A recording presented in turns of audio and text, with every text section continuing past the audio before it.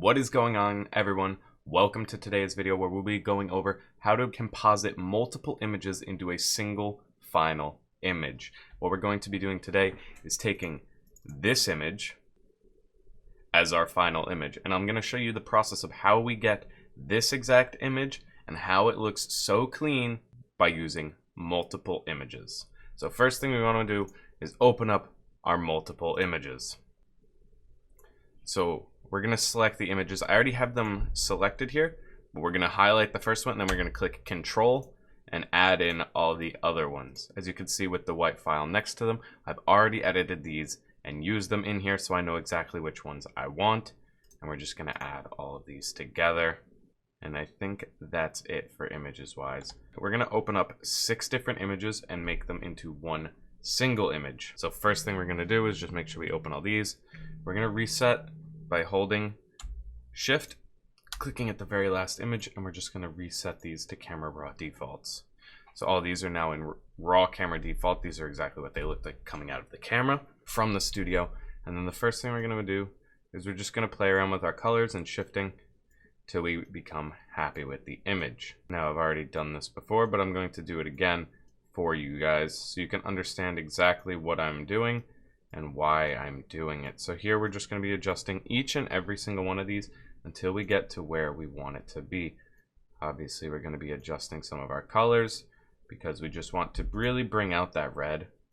We really want to boost the saturations here to really make those flames stand out. We're going to neutralize every other color though, so we have none of these showing up in the image as well.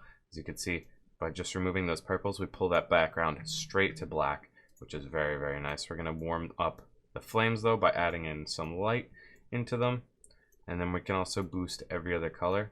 But because we're going for a standard black background, we're going to actually reduce all of these colors to bring them down to 0. Now we're just going to come in here, turn our luminance up to around 30%. Come in here to our tone curve, and we're just going to pull down to really darken out those blacks. As you can see, it's really fading that background now. That's exactly what we want. So we're just going to darken that out. We're going to boost some of those flames by grabbing on this end of the curve, and you can see it really draws in those highlights. So you can see it really starts to pop those highlights up. So we're just going to do a simple 2-point curve here and just add a nice little sloped line. Other than that, all of these images are good. Now, making sure they're all still highlighted, we want to click Open Images. So now our computer is going to be taking all that raw data we just inputted across all 6 images, opening it and sorting through them to compress them all into the image. So you could see each one is different. The main thing we were focusing on was these edge highlights on the glass, as well as the center flame for the cup. This is going to be our starting image off of 0121. We're going to start using that one. That one's going to be our main image to use. So now all these images are opened up. First thing we want to do is grab my rectangular marquee tool, highlight the whole image, Control C, drag it to the original that we wanted on, Control V. Now it's going to add it in as a different layer. Go back to that layer and you can close that one out now. Now doing that the same across all the other images until we have them all in the same file. Now obviously there are slight variations in the cup's placement and stuff like that due to the flame. But what we're going to do, so see, you can see each one forms its own composite here. And each one seems to be shifted ever so slightly. But what we're going to do here is first we're going to take every single one of these and put it down here so it forms a layer mask. So we're going to drag it down to the bottom left here. Make sure you're clicking on the new layer, giving it a mask. So we're going to give each one of these a color mask, just like so.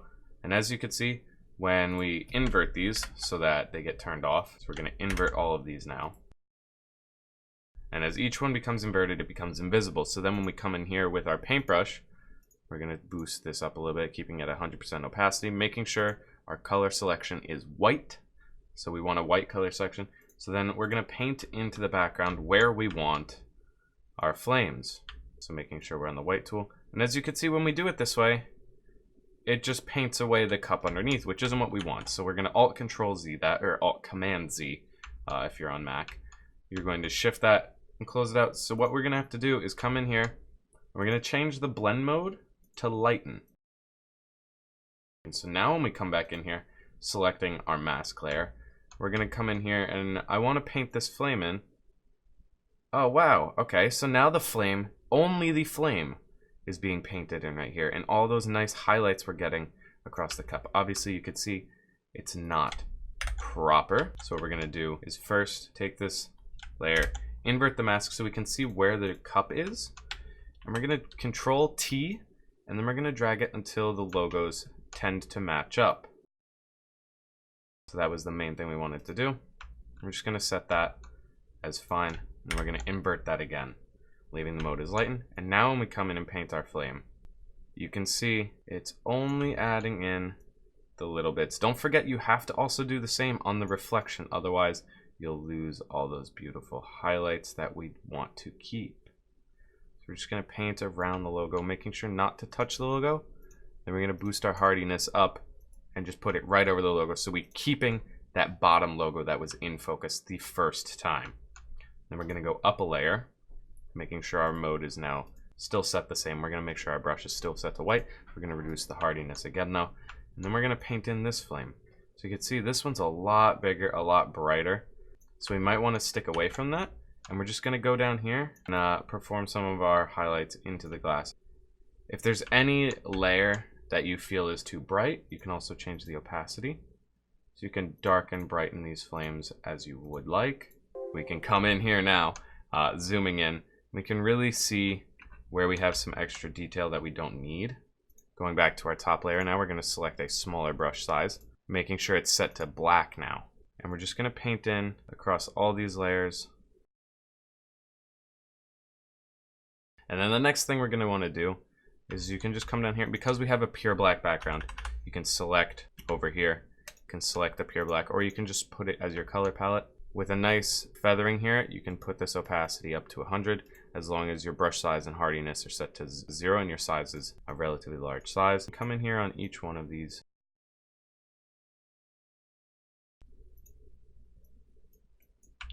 See, that looks pretty good. And then the only other thing we're going to want to do is now we're going to grab our clone stamp tool, push it to around 300%, hardiness of around 34, opacity of 100. And we're just going to select right here. We're going to pull it down because I want to really get this silhouette along the edge of the cup here.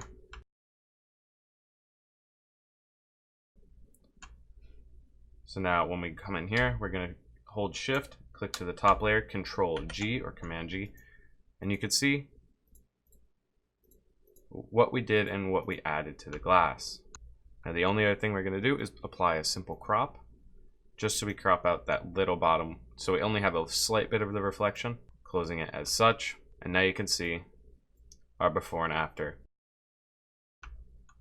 are very, very similar. Obviously in my after I spent a little bit more time reducing the edges up here, as well as reducing the glare off the one cup here. But other than that, these are very similar. And then you can even go in and dodge and burn inside the logo to pull them to make them look a bit more similar. But this is how you composite images into being multiple layers and putting together a beautiful image out of one or more, instead of trying to get it in one shot, which obviously with fire was a bit of a struggle, so I had to do multiple shots and composite them into one final image. This tutorial did help you guys. Please hit that like button, comment on what I should show you guys next. If you're struggling in a certain area, I'll be sure to try and cover that next for you. Other than that, please consider subscribing, and I hope to see you guys in the next video.